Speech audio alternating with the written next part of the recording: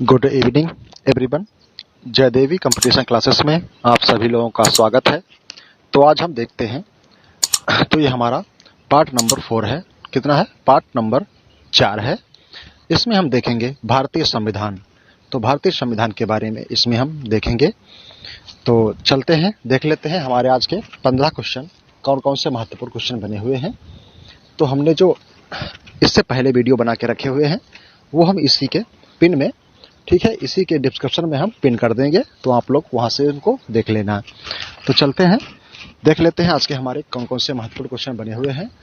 और परसों ही, या मतलब मान ले कल ही योगी आदित्यनाथ जी के द्वारा बम्पर भर्तियां निकाली गई हैं, और जो भी भर्तियां पेंडिंग में पड़ी हुई थी उन पर भी जल्द कार्य शुरू होंगे। तो आप लोगों से हमारा यही अनुरोध रहेगा कि आप लोग हमारे चैनल को लाइक, शेयर और सब्सक्राइब करते रहें। आज हम शाम को आप लोगों को वही समथिंग 8 बजे के समय कक्षा 10 कला के बारे में बताएंगे कि इसमें कौन कौन से प्रश्न, कैसे प्रश्न आते हैं और आप लोगों को किस तरीके से प्रश्न करने हैं। तो उसमें आप लोगों को हम कक्षा 10 के बारे में बताएंगे। जो भी कक्षा 10 के विद्यार्थी हों वो रात 8 बजे लाइव हो जाएंगे। तो चलते हैं, देख लेते हैं आज का। तो अभी तक आप लोगों ने हमारे YouTube चैनल को लाइक, शेयर और सब्सक्राइब नहीं किया है, तो आप लोग इसे लाइक, शेयर और सब्सक्राइब जल्द से जल्द कर लें। तो चलते हैं, देख लेते हैं आज का हमारा पहला क्वेश्चन कौन सा है। तो पहला क्वेश्चन हमारा हो जाता है, पहला क्वेश्चन देख लेते हैं हमारा। तो पहला क्वेश्चन हमारा है, मुस्लिम हेतु पृथक निर्वाचन प्रणाली लागू की गई। तो ये क्या है? मुस्लिम हेतु पृथक निर्वाचन प्रणाली लागू की गई। किसके द्वारा की गई? तो ये मार्ले मिंटो सुधार द्वारा, ठीक है, मार्ले मिंटो सुधार द्वारा मुस्लिम हेतु पृथक निर्वाचन प्रणाली जो लागू की गई थी। किसके द्वारा? तो ये मार्ले मिंटो सुधार के द्वारा। अगला क्वेश्चन है, 10वीं अनुसूची का संबंध किससे है? 10वीं अनुसूची का संबंध किससे है? तो ये है दल बदल विधेयक से, ठीक है। 10वीं अनुसूची का संबंध दल बदल विधेयक से संबंधित है। ओके। अच्छा, भारतीय भाषाओं का उल्लेख किस अनुसूची में किया गया है? ये आप लोग हमें कमेंट बॉक्स में बताएंगे, ठीक है। आप लोग हमें कमेंट बॉक्स में बताएंगे भारतीय भाषाओं का किस अनुसूची में उल्लेख दिया गया है। ओके। तो चलते हैं अगले क्वेश्चन की तरफ। अगला क्वेश्चन हमारा है, उद्देश्य प्रस्ताव कब प्रस्तुत किया गया? तो उद्देश्य प्रस्ताव कब प्रस्तुत किया गया, तो ये आपको बताना है। देखते हैं सबसे पहले इसका जवाब कौन देता है। तो यह है 13 दिसंबर 1946। 13 दिसंबर 1946 को उद्देश्य प्रस्ताव पारित किया गया या प्रस्तुत किया गया। अगला क्वेश्चन है, नगर पालिका को संवैधानिक मान्यता किस संशोधन के द्वारा प्राप्त की गई या प्रदान की गई? क्या है? नगर पालिकाओं को संवैधानिक मान्यता किस संशोधन के द्वारा प्रदान की गई? तो ये कौन सा है? तो ये 74वां संविधान संशोधन था। 74वां संविधान संशोधन के द्वारा नगर पालिकाओं को संवैधानिक मान्यता प्रदान की गई, ठीक है। अगला क्वेश्चन देख लेते हैं। अगला क्वेश्चन है, झंडा समिति के अध्यक्ष कौन थे? तो झंडा समिति के अध्यक्ष कौन थे, ये आपको बताना है। देखते हैं, तो आप बताएं। तो झंडा समिति के अध्यक्ष थे, कौन थे अध्यक्ष? तो जेवी कृपलानी। झंडा समिति के अध्यक्ष जेवी कृपलानी थे। तो हमने कौन कौन से क्वेश्चन देख लिए हैं? हमने देख लिया है, मुस्लिमों हेतु पृथक निर्वाचन प्रणाली कब लागू की गई या किसके द्वारा की गई? तो ये मार्ले मिंटो सुधार द्वारा की गई। 10वीं अनुसूची का संबंध किससे है? तो यह दल बदल से है, दल बदल विधेयक से। उद्देश्य प्रस्तुत कब किया गया? तो यह 13 दिसंबर 1946 को किया गया। नगर पालिकाओं को संवैधानिक मान्यता किस संशोधन के द्वारा प्रदान की गई? तो यह है 74वां संविधान संशोधन के द्वारा। झंडा समिति के अध्यक्ष कौन थे? तो ये थे जेबी कृपलानी, ठीक है, जेबी कृपलानी झंडा समिति के अध्यक्ष थे। अगला क्वेश्चन देख लेते हैं, चलते हैं अगले क्वेश्चन की तरफ। तो अगला क्वेश्चन है, धार्मिक स्वतंत्रता का अधिकार किस अनुच्छेद के अंतर्गत आता है? तो ये आता है अनुच्छेद 25 के अंतर्गत।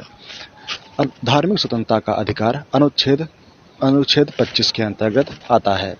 अगला क्वेश्चन हमारा हो जाएगा, पंचायती राज दिवस कब मनाया गया है? पंचायती राज दिवस कब मनाया गया है? तो ये मनाया जाता है 25 अप्रैल को, 24 अप्रैल को, सॉरी, कब मनाया जाता है? तो ये मनाया जाता है 24 अप्रैल को। 24 अप्रैल को पंचायती दिवस के रूप में मनाया जाता है। ओके, देख लेते हैं अगला क्वेश्चन। अगला क्वेश्चन है, भारत के संविधान को अंगीकृत करने की तिथि क्या है? तो भारत के संविधान को अंगीकृत करने की तिथि क्या हो जाती है? तो ये हो जाती है 26 नवंबर 1949। 26 नवंबर 1949 को भारतीय संविधान को अंगीकृत करने की तिथि है। अगला क्वेश्चन देख लेते हैं, देश के एकमात्र निर्विरोध राष्ट्रपति कौन चुने गए? तो ये देश के एकमात्र निर्विरोध राष्ट्रपति कौन चुने गए? तो ये चुने गए थे नीलम संजीव रेड्डी। कौन थे? तो ये नीलम संजीव रेड्डी थे जो देश के एकमात्र निर्विरोध राष्ट्रपति चुने गए थे। अगला क्वेश्चन है, प्रारूप समिति को कब पारित किया गया? तो प्रारूप समिति को कब पारित किया गया? तो ये फरवरी 1948 में। कब है? तो ये 23 फरवरी 1948 को प्रारूप समिति को पारित किया गया। तो हमने देख लिया है क्वेश्चन कौन सा? तो धार्मिक स्वतंत्रता का अधिकार अनुच्छेद 25 में है। पंचायती राज दिवस 24 अप्रैल को मनाया जाता है। भारत के संविधान को अंगीकृत करने की तिथि 26 नवंबर 1949 है। एकमात्र निर्विरोध राष्ट्रपति कौन चुने गए? तो ये है नीलम संजीव रेड्डी। नीलम संजीव रेड्डी जो है ये एकमात्र निर्विरोध राष्ट्रपति चुने गए। अगला क्वेश्चन है, प्रारूप समिति कब पारित की गई? तो ये 23 फरवरी 1948 को। अच्छा, अब आप लोग हमें बताएंगे प्रारूप समिति के अध्यक्ष कौन थे? तो प्रारूप समिति के कौन अध्यक्ष थे? आप लोग हमें कमेंट बॉक्स में बताएंगे कि प्रारूप समिति के अध्यक्ष कौन थे। देख लेते हैं कि कौन कौन हमें कमेंट बॉक्स में जवाब इसका देता है। चलते हैं अगले क्वेश्चन की तरफ। तो अगला क्वेश्चन हमारा है, पॉकेट वीटो या जेबी वीटो का इस्तेमाल किस राष्ट्रपति ने किया? तो पहली बार पॉकेट वीटो या जेबी वीटो का इस्तेमाल किस राष्ट्रपति ने किया? तो ये थे ज्ञानी जैल सिंह। ज्ञानी जैल सिंह के द्वारा पॉकेट वीटो या जेबी वीटो का इस्तेमाल किया गया था। अगला क्वेश्चन है, उद्देश्य प्रस्ताव कब पारित किया गया? उद्देश्य प्रस्ताव कब पारित किया गया? तो ये किया गया 22 जनवरी 1947 को। 22 जनवरी 1947 को उद्देश्य प्रस्ताव पारित किया गया। अगला क्वेश्चन है, भारत में जनहित याचिका या वाद का जनक किसे माना जाता है? तो भारत में जनहित याचिका का जनक किसे माना जाता है? तो यह माना जाता है P.N. भगवती को। किसको माना जाता है? तो भारत में जनहित याचिका का जनक P.N. भगवती को माना जाता है। अगला क्वेश्चन है, भारतीय संविधान सभा के स्थायी अध्यक्ष कौन और कब बने? तो भारतीय संविधान के स्थायी अध्यक्ष कौन और कब बने? तो ये बने राजेंद्र प्रसाद 11 दिसंबर 1946 को। अच्छा, आप लोगों को हमें कमेंट बॉक्स में बताना है। आप लोग हमें बताएंगे कि अस्थायी अध्यक्ष कौन चुने गए थे। ठीक है, तो कौन चुने गए थे अस्थायी अध्यक्ष, ये आप लोग हमें कमेंट बॉक्स में बताएंगे। अगला क्वेश्चन है, संयुक्त उच्च न्यायालय की स्थापना किसके द्वारा की जाती है? संयुक्त उच्च न्यायालय की स्थापना किसके द्वारा की जाती है?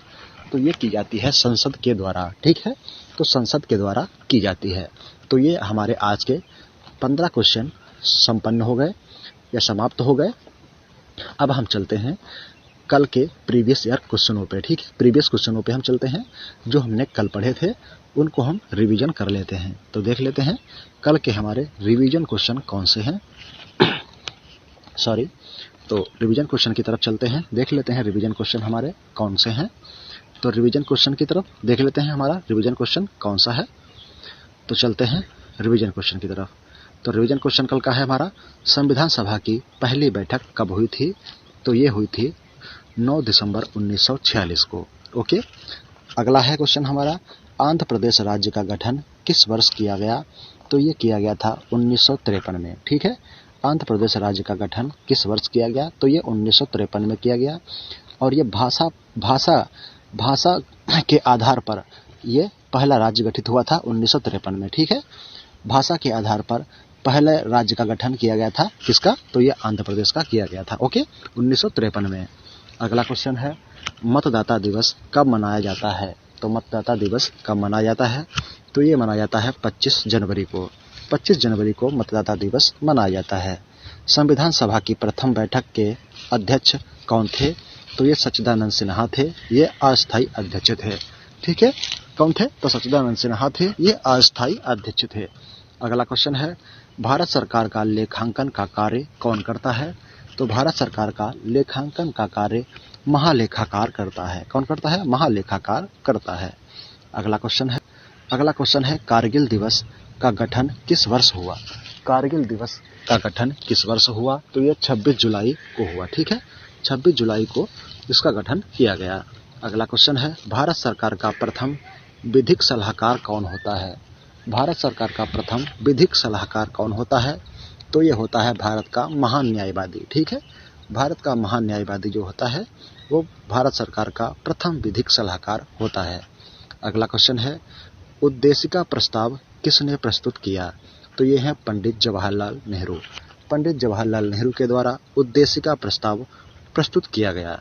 अगला क्वेश्चन है, प्रधानमंत्री के कर्तव्यों का उल्लेख किस अनुच्छेद में दिया गया है? तो ये दिया गया है अनुच्छेद 78 में। अनुच्छेद 78 में प्रधानमंत्री के कर्तव्यों का उल्लेख दिया गया है। अगला क्वेश्चन है, भारत के संविधान सभा का निर्माण का आधार क्या था? तो क्या है? भारत में संविधान सभा के निर्माण का आधार क्या था? तो ये कैबिनेट मिशन योजना 1946 था। ठीक है, भारत में संविधान सभा के निर्माण का आधार क्या था? तो ये था कैबिनेट मिशन योजना 1946 था। अगला क्वेश्चन देख लेते हैं। अगला क्वेश्चन है, प्रस्तावना में भारत शब्द कितनी बार आया है या उल्लेखित किया गया है? तो ये प्रस्तावना में भारत शब्द 2 बार उल्लेख किया गया है। हम भारत के लोग भारत को प्रभुत्व संपन्न, तो इसमें 2 बार आ गया। ठीक है, तो पूरी प्रस्तावना में भारत शब्द का 2 बार उल्लेख किया गया है। अगला है, प्रारूप समिति का गठन कब किया गया? तो प्रारूप समिति का गठन 29 अगस्त 1947 को किया गया। प्रारूप समिति का गठन कब किया गया? तो ये किया गया 29 अगस्त 1947 को किया गया।